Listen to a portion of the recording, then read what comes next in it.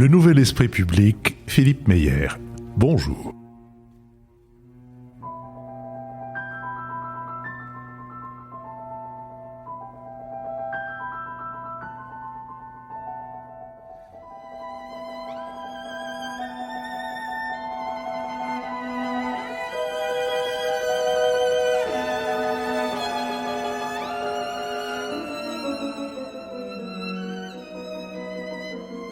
Bonjour, merci de nous avoir rejoints pour ce nouveau Nouvel Esprit Public, pour ce nouveau Nouvel Esprit Public et en public à l'école alsacienne, que je remercie une nouvelle fois de sa généreuse hospitalité. Nous allons tenter d'éclairer certains aspects de l'actualité. Nous le ferons avec Jean-Louis Bourlange, député des Hauts-de-Seine, avec David Jayes, haut fonctionnaire et essayiste, avec Lucille Schmid du comité de rédaction de la revue Esprit et avec Richard Verly, correspondant à Paris du groupe suisse, j'oublie le nom, Bild ? Non. Blick et du groupe suisse. Blick, pardon, excuse-moi. Blick et Bild, c'est pas du tout la même chose. Un mot sur la suite du calendrier. Nous continuerons nos conversations sur l'actualité, je pense, jusqu'au 14 juillet. Et puis, selon une tradition établie, nous mettrons en ligne jusqu'à la fin du mois d'août des émissions thématiques autour de diverses biographies. Celle d'Henri Kissinger, celle des Ducs de Bourgogne, celle de Jenny Marx, celle d'Albert Camus dans son rapport à l'Algérie, celle de Xi Jinping, celle de Juan Carlos d'Espagne, etc. Puis nous reprendrons nos émissions en direct et d'ailleurs en public ici même le premier dimanche de septembre. Nous sommes partenaires de l'hebdomadaire Le 1 dont le dernier numéro a pour titre « Peut-il vraiment présider ?». Il est ainsi chapeauté « Il faudra plus d'un lendemain de soirée électorale pour mesurer l'onde de choc qui a traversé le paysage politique français le 19 juin. La recomposition des forces en présence a été en bien des points spectaculaire, avec le succès relatif de la NUPES portée par LFI et une percée du RN massive et inédite. L'échec du parti présidentiel tout juste rebaptisé Renaissance est, lui, cuisant, même si l'appoint du MoDem et d'Horizon, la formation d'Édouard Philippe, le masque un peu. Face à cette nouvelle donne qui le déporte encore davantage à droite, le président devra trouver des tours plus subtils que ceux de Gérard Majax pour inventer des majorités au sein de l'Assemblée. Dans le cadre de nos badas, si c'est pour la culture, on a déjà donné, nous avons mis en ligne mercredi dernier notre conversation avec Vincent Buffin, qui raconte son métier de harpiste freelance et qui fait découvrir bien des aspects inconnus, aussi bien d'ailleurs de la harpe que de la situation de ce musicien un peu particulier qu'est le harpiste. Et évidemment, selon la tradition également, la conversation que nous aurons tout à l'heure avec le public sera mise en ligne dans le prochain Badar, c'est-à-dire mercredi prochain. Je vous propose maintenant que nous passions au commencement de notre analyse de la situation politique. Au lendemain du second tour des législatives, après le revers pour le pouvoir en place, qui avec 246 députés obtient la plus petite majorité de la Ve République, le mot est sur toutes les lèvres des éditorialistes ingouvernable, avant même ceux de séisme et de gifles. La République en marche et ses alliés, MoDem et Horizon, sont loin des 289 sièges d'une majorité absolue.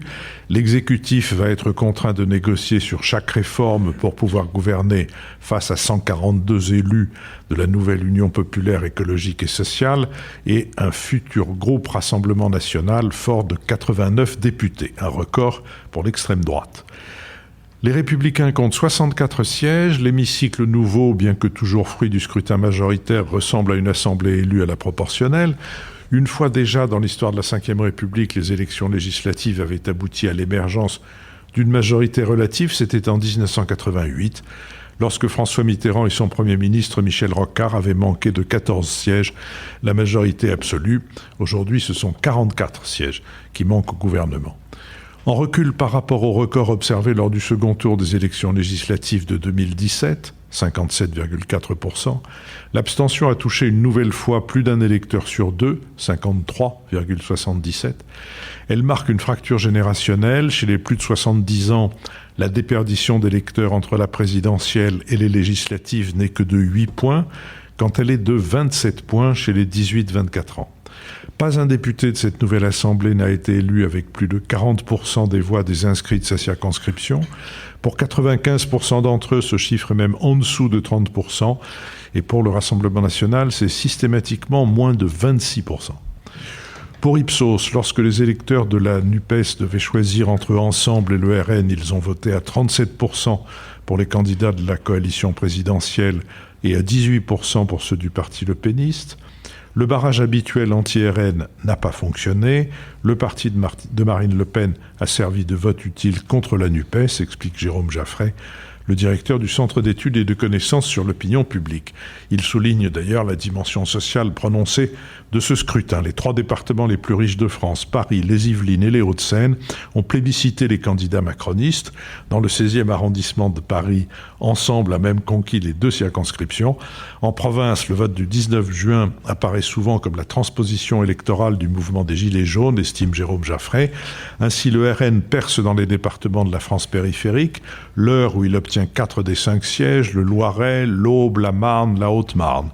Selon un sondage Elab BFM publié le 22 juin, 43% des Français pensent que le RN incarne le mieux l'opposition à Emmanuel Macron, loin devant la NUPES, 31%, ou les Républicains, 4%. Sur cette question, Richard Verly. Peut-être essayer de prendre un peu de distance vue de l'étranger, sachant que depuis une semaine, les commentateurs français essayent d'examiner toutes les options possibles.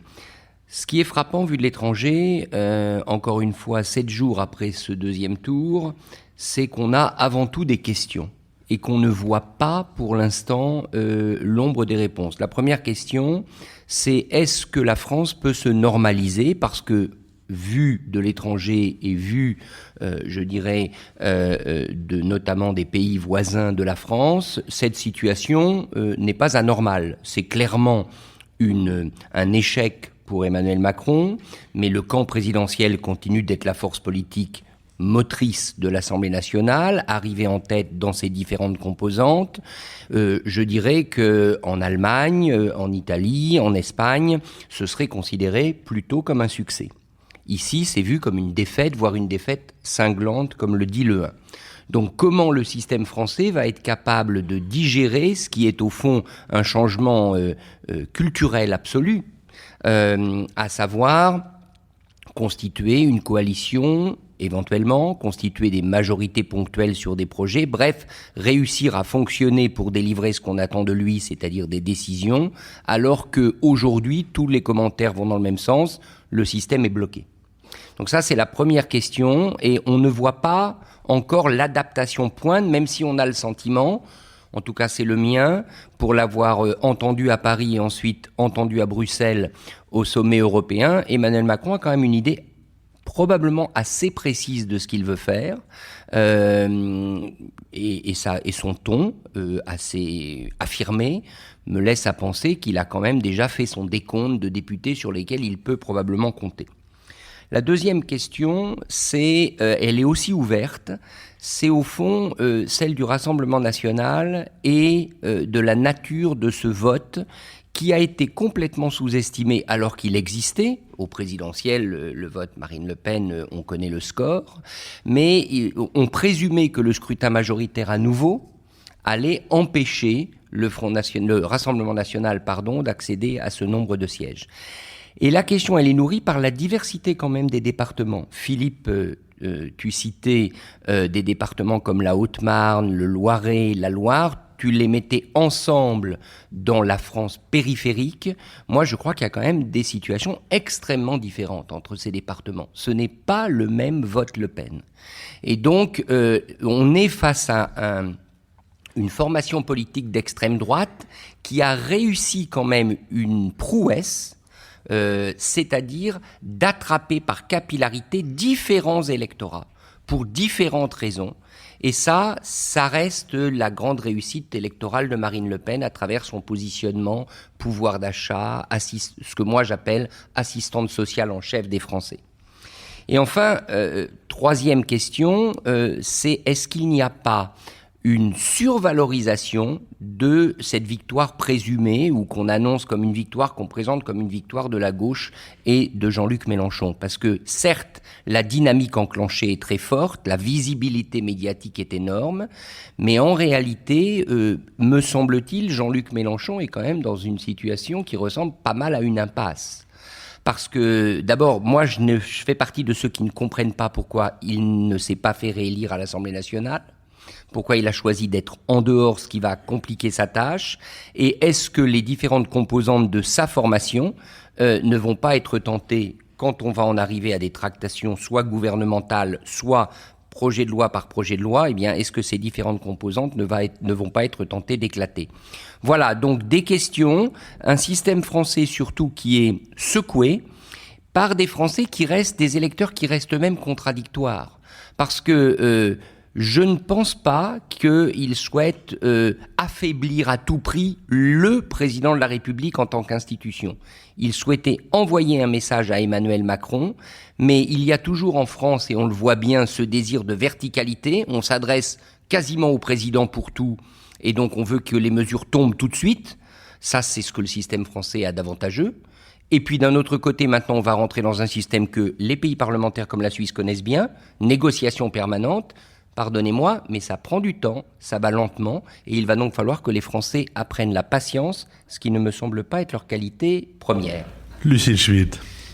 Oui, dans la continuité de ce que vient de dire Richard, je crois que ce qui nous frappe, c'est au fond que, rappelons-nous qu'Emmanuel Macron a été réélu, et qu'il a été réélu, certes pas avec un score flambant, mais il a été réélu, et donc il y a une majorité de Français qui ont choisi d'en reprendre pour un second quinquennat. Par rapport à cela, ça a été rappelé à l'envi cette semaine, le fait qu'il soit dans une situation où il n'a pas de majorité, il lui manque 44 députés, comme l'a rappelé Philippe, et c'est une situation inédite depuis qu'il y a eu un changement des institutions, c'est-à-dire un alignement, vous le savez, de la durée du mandat présidentiel par rapport au mandat législatif, et une inversion du calendrier électoral, juste avant le séisme de 2002, où Lionel Jospin s'était fait éliminer au premier tour.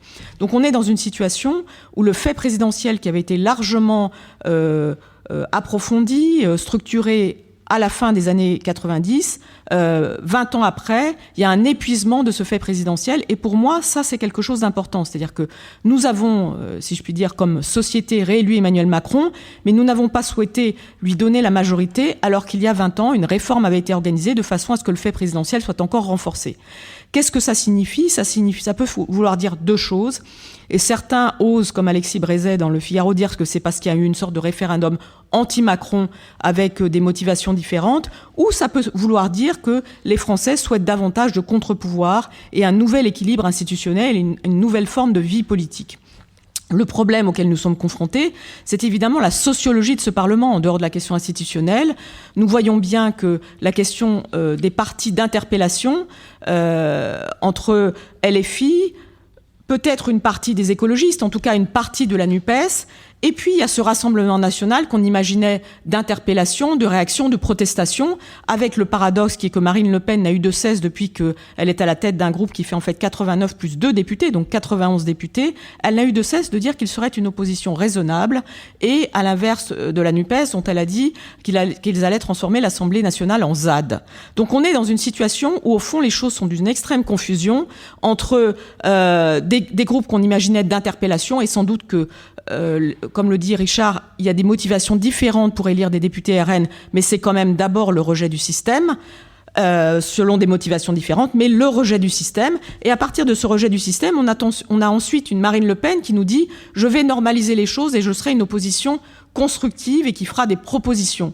À côté de ça, du côté de la NUPES, et ça je voulais insister là-dessus, ce à quoi on assiste, c'est plutôt un délitement. C'est-à-dire qu'on voit bien que c'était une alliance électorale de circonstances, à mon avis avec un coup de génie de Mélenchon, et aussi, il faut bien le dire qu'Olivier Faure et Julien Bayou ont eu tout intérêt à s'inscrire dans cette dynamique. Mais qu'est-ce qui va se passer du côté de la NUPES ? Est-ce qu'il y aura des constructifs Emmanuel Macron, ou est-ce qu'on sera juste dans l'interpellation ? C'est un point qui est très important, et le président de la République l'a dit clairement, il ne souhaite pas associer, ou Elisabeth Borne plutôt, il ne souhaite pas associer les LFI et les RN de la coalition, à des majorités, ça signifie que dès aujourd'hui, le gouvernement veut mettre un coin dans la NUPES, et ça c'est un des points sur lesquels il faudra regarder ce qui se passe.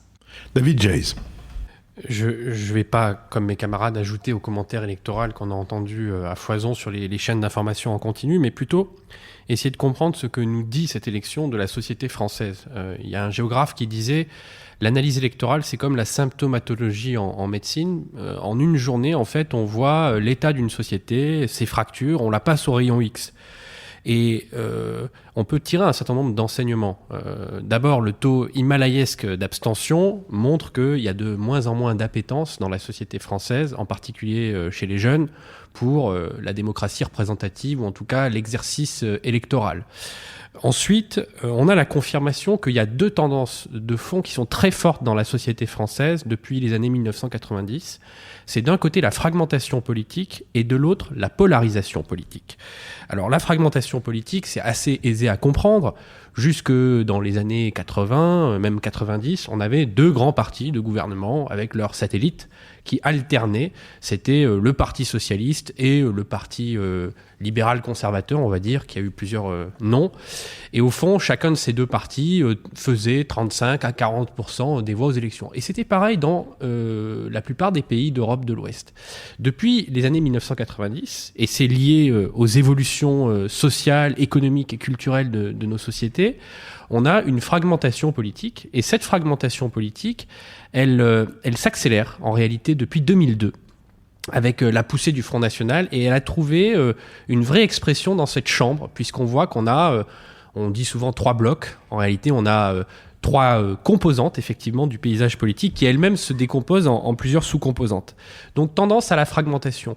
À quoi il faut ajouter une tendance à la polarisation, c'est-à-dire qu'on voit assez peu d'esprit de coopération entre ces 3 composantes. Donc on a 3 blocs qui sont en quelque sorte bloqués. Qui sont bloqués les uns contre les autres et qui ont beaucoup de mal à fabriquer des majorités d'idées. Et ça, c'est une spécificité française, à mon avis, parce que on a des sociétés dans lesquelles on a une fragmentation politique. C'est le cas de l'Allemagne, par exemple, où effectivement les 2 partis ont cédé la place à 3, 4 partis. Mais on a un schéma institutionnel qui fait qu'on sait négocier, on sait former des gouvernements de coalition. De l'autre côté du spectre, on a la société américaine où on a une très très forte polarisation qui est encore plus aggravée à cause des guerres culturelles. On le voit encore avec cet arrêt de la Cour suprême sur l'avortement. Mais ça reste le bipartisme en quelque sorte. C'est-à-dire que la société américaine est coupée en 2, elle n'est pas fragmentée en plusieurs morceaux. Et dès lors, cette assemblée multicolore, si j'ose dire, elle est peut-être une chance. D'abord, d'amener une reparlementarisation de notre vie politique, et après tout, on peut s'en réjouir, parce que le Parlement, c'est quand même le cœur battant de la démocratie libérale, normalement. Ensuite, elle va donner une représentation... Le cœur battu, dirait Jean-Louis. Elle va donner une représentation institutionnelle aux extrêmes, aussi, et en particulier à l'extrême droite. Et donc, là encore, je pose une question. Vont-ils sortir de leur fonction tribunicienne, de ce que vous appeliez la fonction d'interpellation, pour entrer dans une logique de gouvernement? Et comme cette assemblée va être malgré tout plus intéressante à observer que la précédente, ça va être un peu comme un bocal dans lequel on va voir comment évoluent les uns et les autres. Et donc toute la question, à mon avis, qu'il faut se poser, c'est quelles vont être les mœurs parlementaires? Quelle va être l'humeur parlementaire? Sera-t-elle à la co-responsabilité, c'est-à-dire à essayer de trouver des... Moi, je ne crois pas trop au format de coalition, parce que ça, c'est vraiment un autre paysage institutionnel et ça prendrait des années pour aller vers cette culture-là en France. Mais les mœurs parlementaires seront-elles aux majorités d'idées ou au contraire à l'obstruction systématique? Et puis, dernière question, je termine là. Que va-t-on faire du Rassemblement national? Parce que je vois qu'il y a encore une volonté très forte d'établir un cordon sanitaire entre le Rassemblement national et le reste. Mais enfin, c'est quand même un parti qui a envoyé sa candidate au second tour de l'élection présidentielle et qui a 90 députés. Il y a des formations d'extrême droite dans tous les pays d'Europe, quasiment aujourd'hui. Et ils entrent dans le jeu parlementaire. Que va-t-on faire du Front national? Jean-Louis Bourlanges. Oui. Moi, ce qui m'a d'abord frappé le soir de l'élection, c'est le décalage entre les commentaires, ceux des observateurs, ceux des hommes et des femmes politiques, le décalage entre les résultats réels et l'interprétation qui en a été faite. J'ai eu l'impression que tout le monde lisait des papiers ou fabriquait des discours à 21h, 22h, qui avait été écrit à 17h et qui ne reflétait pas la réalité. Sans doute parce que les indications de sondage qu'on a eues avant nous donnaient une NUPES plus forte qu'elle n'était en réalité. En réalité, on voit bien que cette soirée n'a pas été marquée par la victoire de M. Mélenchon et de la NUPES, loin de là. Le fait important, c'est le succès de Marine Le Pen, et ce qui est considérable, et le fait que Marine Le Pen aura réussi, à travers ces 2 élections, à transformer successivement Éric Zemmour et Jean-Luc Mélenchon en idiots utiles. C'est-à-dire que l'un et l'autre ont tiré les marrons du feu au bénéfice de Madame Le Pen. Et il suffisait d'ailleurs, pour s'en persuader, de voir que quelqu'un qui manifestement, lui, n'avait pas écrit son discours à 17h, mais l'a écrit à 20h, c'est-à-dire Jean-Luc Mélenchon, on voyait l'état de désarroi et de désarticulation intellectuelle de son propos, qui était centré sur l'idée que personne ne l'empêcherait de gouverner. Alors la seule question qui était résolue de façon claire, c'est qu'il n'allait pas gouverner. Donc il y avait quelque chose, et un déferlement d'hostilité extrêmement vive à l'égard du président de la République, ce qui me paraissait quand même inquiétant de sa part. En réalité, ce qui s'est passé, d'abord, c'est sous une forme légèrement accentuée, mais pas tant que ça. Ce qui s'est passé, c'est un retour à l'hypothèse de base telle qu'elle était avant l'effondrement présidentiel de LR d'un côté et des socialistes de l'autre. Au cours des 3 dernières années, c'est-à-dire depuis le déclenchement des Gilets jaunes à peu près, tout le monde pensait que M. Macron serait sans doute incontournable comme président de la République parce qu'il était là, parce qu'il est indiscutablement d'une qualité supérieure à la plupart des gens qu'on pouvait lui opposer, qu'il est sérieux, qu'il est compétent, qu'il est au point d'équilibre idéologique du pays. Et en même temps, on sentait bien qu'il y avait une très forte allergie à l'idée de le reconduire. Donc tout le monde pensait, jusqu'en novembre dernier, qu'en réalité, il serait réélu et qu'il n'aurait pas de majorité absolue parce qu'on voulait le contrôler. Ensuite, les choses se sont passées différemment. On a vu l'effondrement des 2 partis modérés et on a vu donc la polarisation, la tripolarisation, avec des candidats, Le Pen et Mélenchon, qui ne pouvaient pas réellement représenter une alternative. Et alors là, on est rentré dans le schéma traditionnel de la Ve République, une majorité législative au service d'un président réélu. Et ce qui s'est passé, là, les Français ont bien marqué quand même le point d'équilibre qu'ils recherchaient. Ils voulaient Macron pour éviter l'aventure, ils voulaient Macron pour éviter les extrêmes, et ils se sont arrangés pour que Macron n'ait pas les moyens de continuer à plastronner et à décider de tout parce que ça les agaçait. Donc il y a cette logique qui est assez classique. Hein. Ça a été alors ça a été plus fort, mais en 67, c'est ce qui s'était passé vis-à-vis du général de Gaulle. En 88, c'est ce qui s'est passé vis-à-vis de François Mitterrand. François Mitterrand, on l'a réélu parce qu'on le trouvait assez fortiche, mais en même temps, on n'avait pas du tout envie qu'il recommence 81. Donc, on lui a taillé un costume législatif assez limité. Comme il est malin, je crois dire que c'était plutôt une imprudence de sa part qu'un véritable choix délibéré, que la phrase qu'on lui a reprochée, qu'il a dite sur le fait qu'il ne fallait pas que la majorité soit détenue par un parti unique. En tout cas, même s'il y avait un parti unique, il avait Rocard au sein de ce parti, donc c'était déjà 2 partis en un. Ensuite, on a bien vu que Sarkozy, qui a fait une élection formidable au premier tour, enfin formidable, qui a vraiment renoué avec la tradition d'une présidence très largement majoritaire, a perdu des dizaines de sièges par rapport à Chirac quand on est arrivé aux législatives. Et même Chirac, d'ailleurs, avait été élu, il n'y a pas eu d'élection après. Les élections ont eu lieu quand même pas très longtemps après, 2 ans après, et il a été sévèrement battu, censuré avec l'arrivée du gouvernement Jospin. Donc tout ça montre qu'il y a à la fois une reconnaissance de la monarchie républicaine voulue par le général de Gaulle et un besoin de pluralisme qui s'exprime de façon diverse et qui s'est exprimé là d'une façon assez forte entre les 2 tours. La deuxième chose que je voudrais dire, c'est que la deuxième sur combien? J'en ai plusieurs. La deuxième sur 2 serait pas mal. Non, mais ce que je voulais dire, c'est quand même... je ne vais pas tout dire, rassurez-vous. Non, je préférais la seconde, mais... Mais ce que je voudrais dire, et qui me paraît quand même assez important, et pour vous dire les choses avec franchise, assez préoccupant pour un parlementaire, c'est que je crois quand même qu'il y a derrière tout ça, il y a une lutte, un approfondissement du dissensus idéologique, d'une part, qui est très puissant.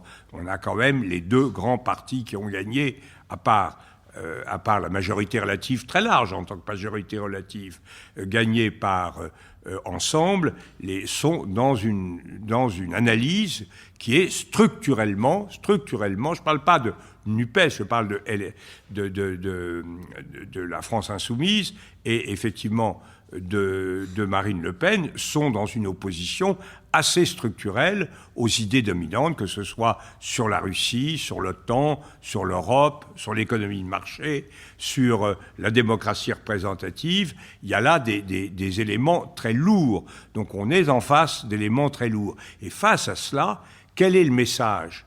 Quel est le message que nous avons reçu ? On dit le contraire, tout le monde dit le contraire aujourd'hui. Le message, il est double. Il est, 1, on ne veut pas faire davantage d'efforts, on trouve qu'on en a déjà assez fait, d'où la tabouisation de la réforme des retraites à 65 ans. C'est au-delà de la 65 ans, enfin c'est devenu une espèce de tabou. Et deuxièmement, l'argent public doit continuer à couler à flot.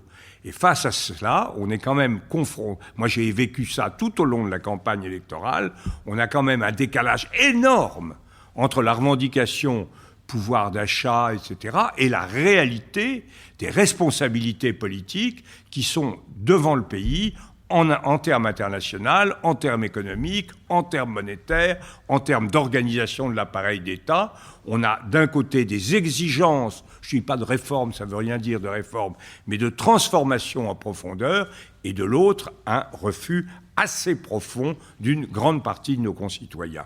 Eh bien, je crains que les accords entre les partis politiques ne se fassent efficacement sur la ligne de plus grande pente, celle qui nous réunit tous et qui n'est pas forcément celle de l'intérêt général. Sur la rénovation du parlementarisme à laquelle David faisait allusion, je pense que les parlements, ce ne sont pas seulement des partis, ce sont aussi des êtres humains. Et si on est attentif à ces nouveaux parlementaires, à ces nouveaux députés, notamment des 2 partis, des 2 formations extrêmes, et qu'on cherche à cerner quelles sont leurs qualités intellectuelles, quelles sont leurs qualités humaines et quelles sont leurs qualités politiques, je veux dire du point de vue de la démocratie, qui est le point de vue nécessaire au renouveau du Parlement, je ne suis pas sûr qu'on sombre dans un optimisme considérable. Mais si vous envisagez les réélus, c'est pas forcément mieux. Je parle en connaissance de cause. Je n'osais pas le dire, mais puisque la question est soulevée, je rappelle qu'Emmanuel Macron a débuté les pourparlers en recevant à l'Élysée les uns après les autres les représentants des grandes forces politiques.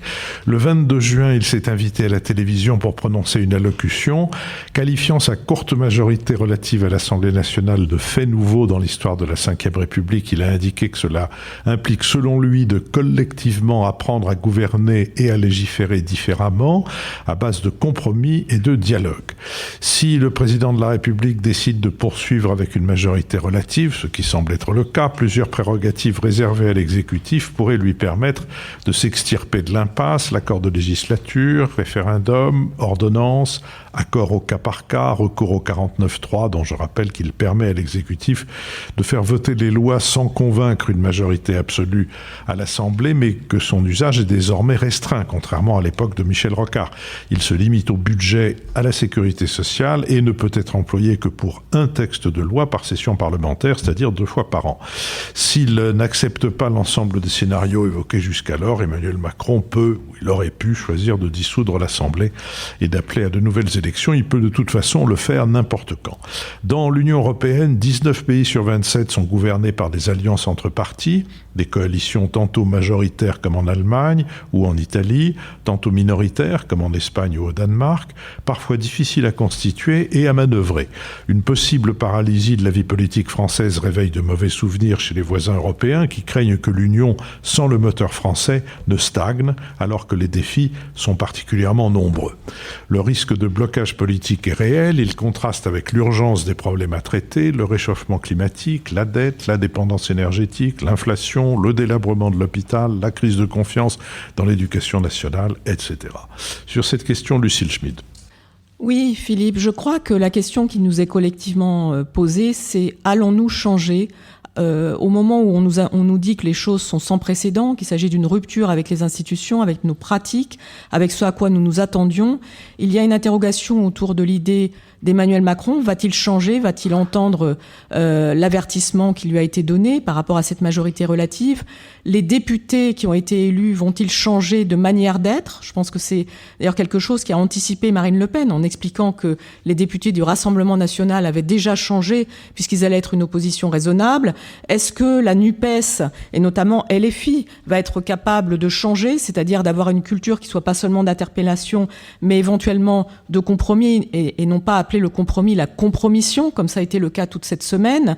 Est-ce que les Républicains vont pouvoir sortir de la rodomontade en disant qu'ils ne compromettront pas avec Emmanuel Macron, alors même qu'il a évidemment, comme peau de chagrin, réduit leur groupe entre d'un côté les macronistes et de l'autre côté le RN. Je crois que cette question de allons-nous changer est une question d'ailleurs qu'a ouvert Jean-Louis en disant qu'au fond la société française ne voulait pas changer. Est-ce qu'elle souhaitait que l'argent public continue à couler à flot et continue à être protégé des désordres du monde? Moi, je fais plutôt le pari inverse, et je pense que c'est la seule manière d'ailleurs aujourd'hui d'accorder une sorte d'espoir dans notre vie politique nationale, c'est l'idée que tout le monde peut changer, mais à cela je voulais insister sur le fait que, là je suis peut-être en désaccord avec Richard, je pense que le poids de la responsabilité porte aussi beaucoup sur Emmanuel Macron, c'est-à-dire je crois que c'est à lui de changer, d'entendre l'interpellation qui a été faite, la leçon d'une certaine manière de ces législatives, et je ne crois pas qu'Emmanuel Macron sache forcément très bien quel va être le programme de ce deuxième quinquennat.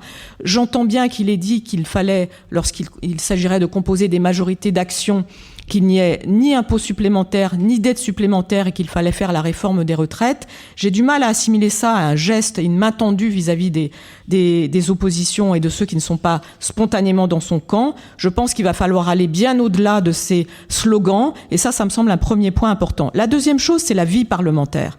Nous savons très bien qu'en France, la vie parlementaire n'intéresse jusqu'à présent personne, si ce n'est sans doute les députés, les nouveaux députés, ceux qui sont réélus, et que ça a été au point qu'en 2017, tous ces nouveaux députés qui ont été élus, un nombre assez conséquent ont choisi de ne plus se représenter, notamment du côté des macronistes, avec l'idée qu'être député, c'était pas très intéressant. Je me souviens très bien, par exemple, de Brune Poirson, qui était ministre, qui avait expliqué que être député ne l'intéressait pas. Et au fond, on voit bien que la déception d'être député est aussi quelque chose qui existe aujourd'hui dans la vie parlementaire, y compris pour les élus. Donc ça signifie qu'aujourd'hui, le feuilleton de notre vie parlementaire va devenir sans doute plus intense, plus intéressant. Encore reste reste-t-il ouverte la perspective que ce feuilleton n'aboutisse pas forcément à, comme ça a été rappelé, des blocages successifs, et avec l'idée qu'au fond Emmanuel Macron pourrait choisir de dissoudre l'Assemblée nationale l'année prochaine, et que d'ici là, une sorte de guerre de tranchées se manifesterait, avec l'idée que la France, et notamment la société française, serait un pays ingouvernable. Ça me semble être 2 points importants à garder en tête. Quelle perspective va se dessiner dans l'année qui vient, qui est une année extrêmement importante, et notamment, j'insisterai là-dessus, sur la question de est-ce que la droite et la gauche sont toujours des catégories politiques qui nous disent quelque chose? S'il y a compromis, comment est-ce que les contenus de droite et les contenus de gauche seront gérés à l'Assemblée nationale?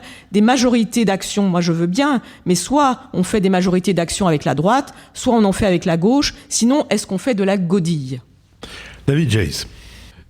Il y a une série danoise qui s'appelle Borgen, qui est absolument excellente, dont je viens de voir la 4e saison, et qui nous montre à quel point nous sommes loin de la culture parlementaire. Ce qui m'a frappé déjà, c'est qu'au Danemark, le siège du gouvernement est au Parlement. Et quand les élections sont passées, tous les partis se rencontrent en bilatéral pour essayer de former des contrats de coalition. Donc tout le monde rencontre tout le monde, et ensuite on définit autour d'un chef de file qui va devenir Premier ministre, pas forcément parce qu'il a le plus grand nombre d'élus, mais parce qu'il est pivot.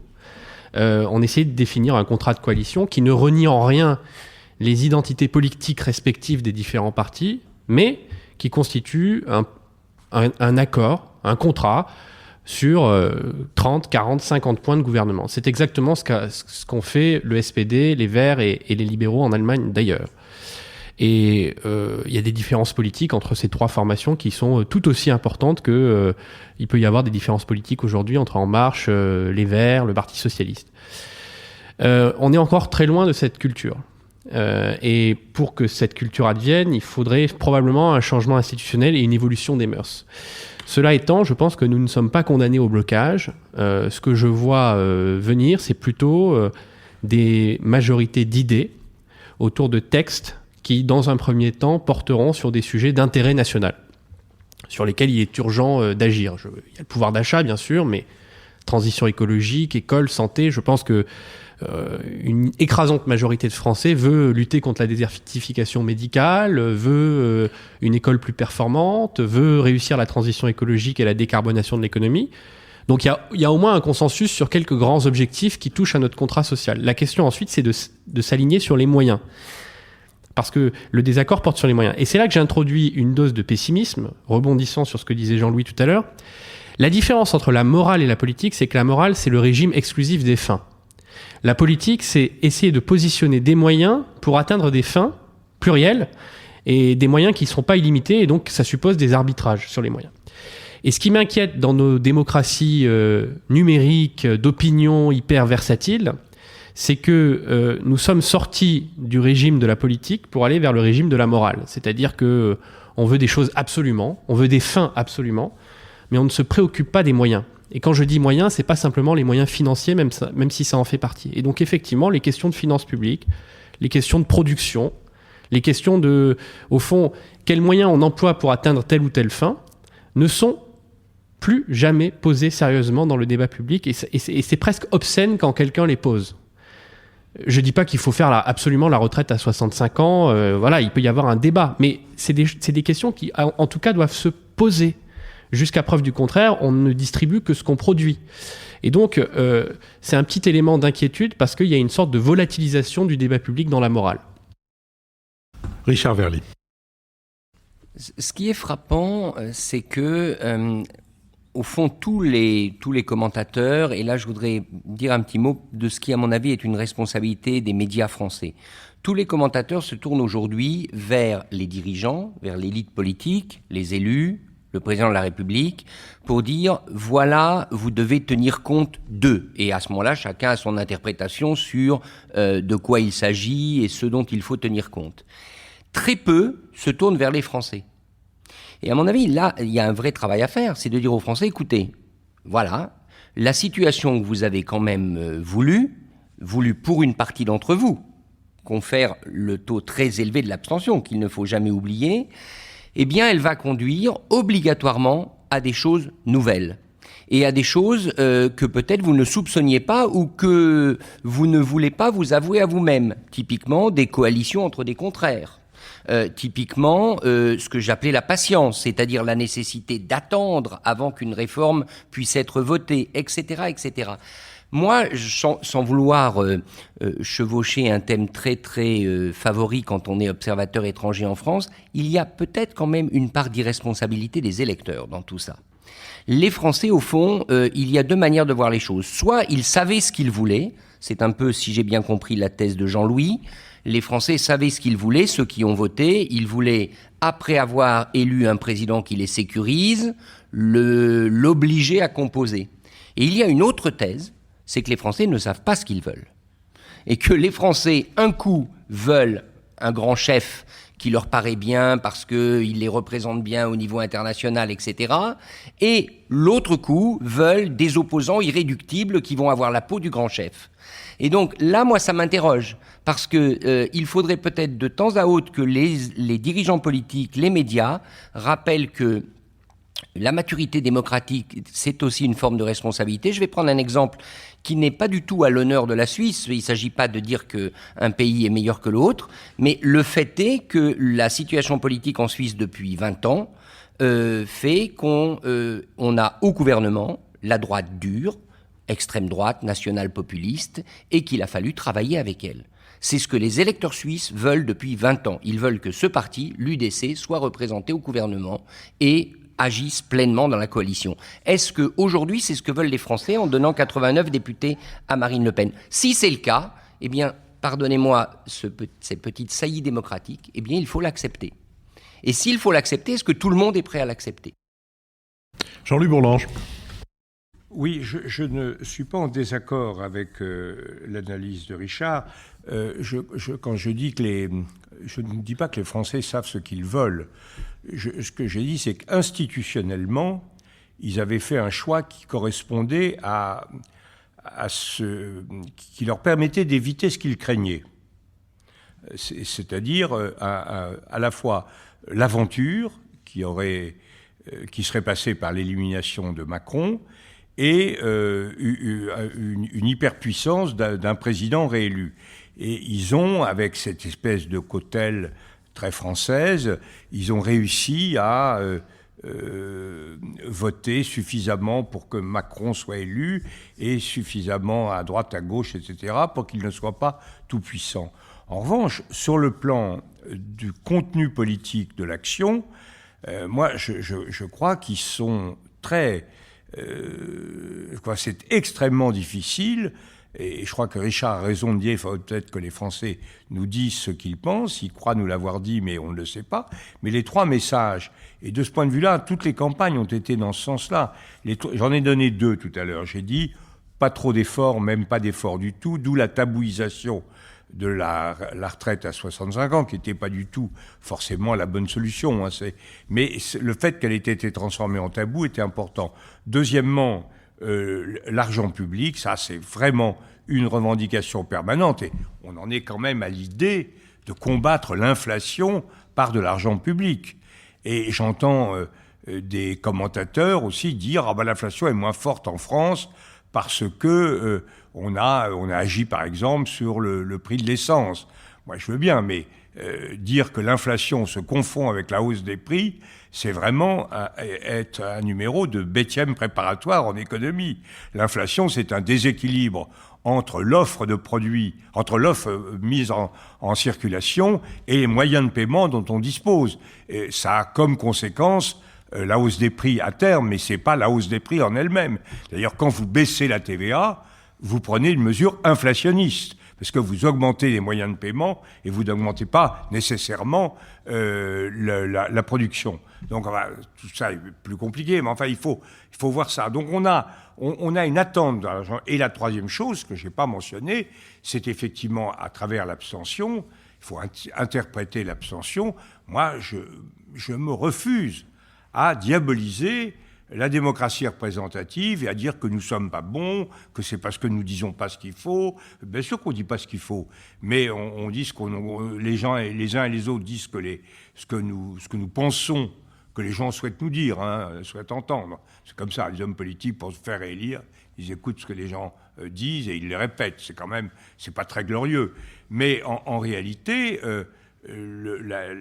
c'est extrêmement grave parce que ce sont des gens qui ne mesurent pas l'extraordinaire privilège, je dis privilège au sens plein du terme, c'est-à-dire un droit réservé à certains, dont, dans le monde actuel, disposent ceux qui ont la démocratie représentative et qui ont le droit de suffrage. On est vraiment comme si sur le plan politique, comme si on était en face d'affamés et on nous donnerait du caviar, on dirait « Ah non, encore du caviar, je n'en veux pas ». Le droit de vote, c'est le caviar de la politique. C'est vous faites avec ça, vous faites ce que vous voulez. Vous renversez le gouvernement, vous le changez. C'est un pouvoir énorme, immense. Et le fait que les gens n'en veulent pas, s'intéressent pas, trouvent que c'est trop compliqué, qu'il faut aller... C'est quand même le signe, me semble-t-il, d'un désintérêt assez fondamental pour les autres, d'une façon générale. Alors, si vous dites ça, vous êtes complètement perdu. Alors, sur le plan institutionnel, moi, je trouve que les choses sont... Je crois que M. Urvoas a écrit des choses là-dessus qui sont assez justes. La Ve République, c'est un système extrêmement souple et qui offre au gouvernement, au président de la République, des moyens considérables. Alors... Richard nous dit, oui, il faudrait faire, David, il faudrait faire quelque chose à l'allemande, il faudrait avoir des accords. Ça, c'est incompatible avec le système de la Ve République. Le système de la Ve République, qu'on le veuille ou non, est monarchique. Si vous voulez le changer, on peut le changer, mais il faut supprimer l'élection du président de la République au suffrage universel. Je souhaite bien du plaisir à celui... Moi, Debré pensait ça. Debré n'a jamais été d'accord avec l'élection du président de la République au suffrage universel. Les institutions qu'il décrit dans son discours au Conseil d'État en août 58, c'est une Troisième République régénérée, améliorée et notamment renforcée par cet élément central qu'est le droit de dissolution, qui est la faute de la Troisième République. Bon, ça c'est donc si vous maintenez le président de la République au suffrage universel, il reste ce que le regretté Léo Hamon, que personne ici, sauf Roselyne et moi, connaissons, ce que Léo Hamon appelait, fait de lui le sculpteur de la majorité. C'est lui qui sculpte. C'est lui le praxitèle de la future majorité. Alors, ça implique des choses. Alors, voilà ce que je Très bien. crois. C'est moi, excellent. N'oublions pas que nous allons pouvoir... En conclusion, je suis quand même très inquiet parce que je crois que les problèmes, c'est produire davantage. C'est quand même ça, où nous avons deux déficits. Produire davantage, d'abord. Déficit budgétaire, déficit commercial, ça veut dire que nous consommons plus que nous ne produisons. Soit on consomme moins, soit on doit produire plus, produire davantage. Soit augmenter la puissance militaire, puissance économique, ça implique des efforts, des sacrifices, des arbitrages, et une lutte pour le pouvoir d'achat qui doit... si elle n'est pas inflationniste et si elle ne conduit pas à des déficits, doit être effectivement relativement redistributrice, c'est-à-dire que notamment l'indexation sur les retraites, l'indexation générale sur les retraites, c'est un projet que la majorité a soutenu. Moi, je suis pour l'indexation sur les retraites, mais quand même en la concentrant sur les petits retraités, parce que là, il y a vraiment des gens qui manquent d'argent, mais globalement, l'ensemble des retraités n'est pas la partie la plus défavorisée du pays. Donc je crois qu'il faut... Mais si vous dites ça, ce que je dis, vous êtes mort. Mais comme je viens d'être élu, je ne suis pas encore mort. Parfait. Eh bien, écoutez, heureusement, nous disposons d'une deuxième tranche, puisque nous allons, à peine cet enregistrement-là terminé, nous allons entamer un dialogue avec le public, dans lequel il y a des tas de gens qui savent très bien qui était Léo Hamon, et même certains qui sont des contemporains de Léo Hamon. Mais l'heure est maintenant venue de notre dernière séquence, la séquence des brèves.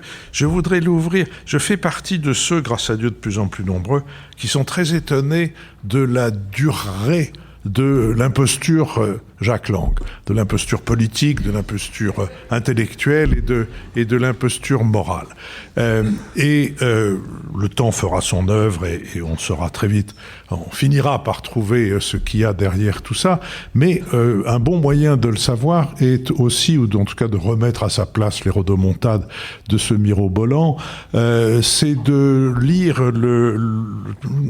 les dialogues entre Jacques Toubon et Marie-Vonne de Saint-Pulgent. Jacques Toubon n'a pas une très bonne réputation. Enfin, comme défenseur des droits, il a acquis une bonne réputation, mais comme ministre, il en a une mauvaise pour deux raisons. Quand il était ministre de la Culture et qu'il a fait sa loi sur la langue, il y a un spirituel confrère de Libération qui appelait la loi Toubon, la loi Allgood, et qui a trouvé qu'il était ringard de s'intéresser à la langue française. Et puis aussi, il faut bien reconnaître que en le retirant du ministère de la Culture pour le mettre à la justice afin de protéger, entre autres, Jean Tibéry, un certain nombre de gens qui avaient des comptes à rendre à la justice, Jacques Chirac n'a pas rendu à Jacques Toubon un très grand service. Il n'empêche que Jacques Toubon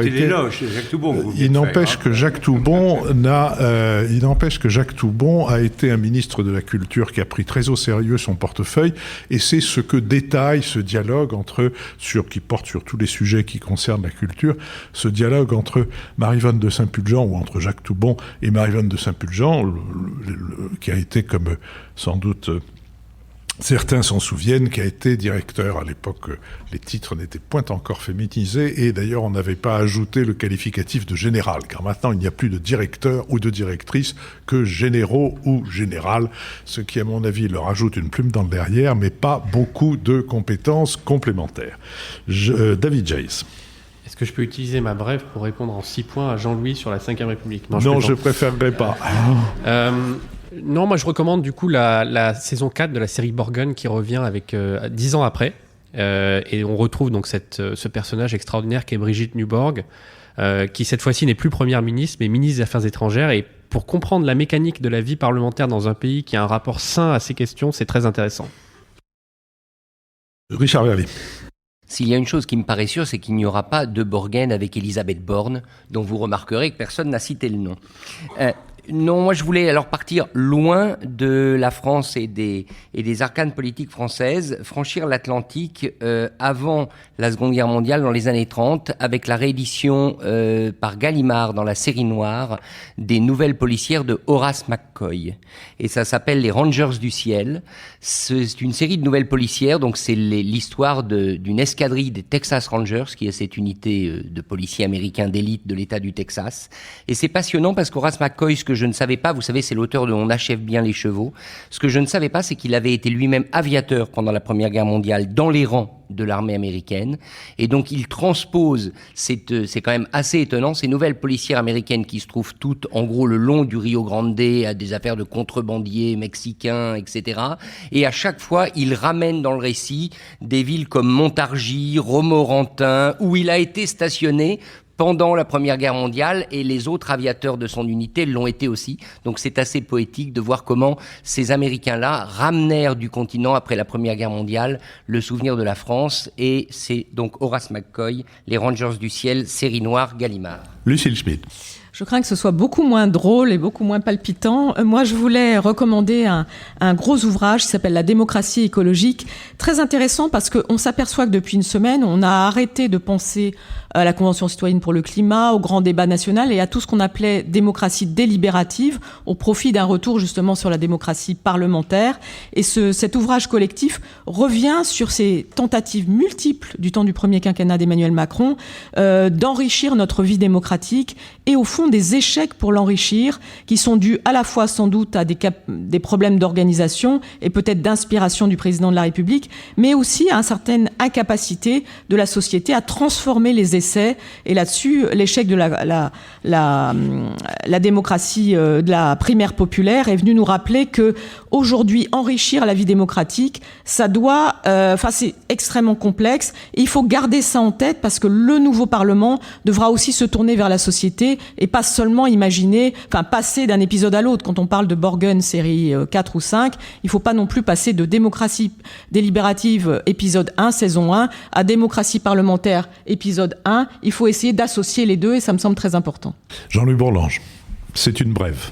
Oui, c'est une brève. Je voudrais, vient de paraître, en février à vrai dire, de reparaître les mémoires de Jean Monnet, qui ont bénéficié d'une préface d'Emmanuel Macron et d'une autre préface d'Ursula von der Leyen, donc très très institutionnalisée, et d'une postface d'Éric Roussel.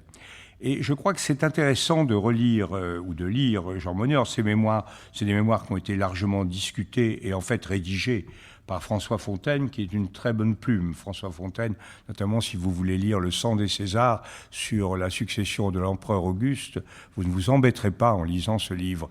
Et donc c'est écrit assez bien. C'est une réédition, mais je crois qu'il faut il faut s'intéresser à Jean Monnet si on veut aborder les questions européennes maintenant. Parce que Monnet combine deux qualités qui sont assez rares.